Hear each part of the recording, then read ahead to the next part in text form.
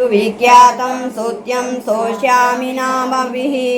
महद्भिर्विहितैः सत्यैः सिद्धैः सर्वार्थसाधकैः ऋषीणा दण्डिना भव्याकृत्यैर्वेदकृतात्मना यदोक्तैः साधुभिः ख्यातैः मुनिभिः सत्त्वदर्शिभिः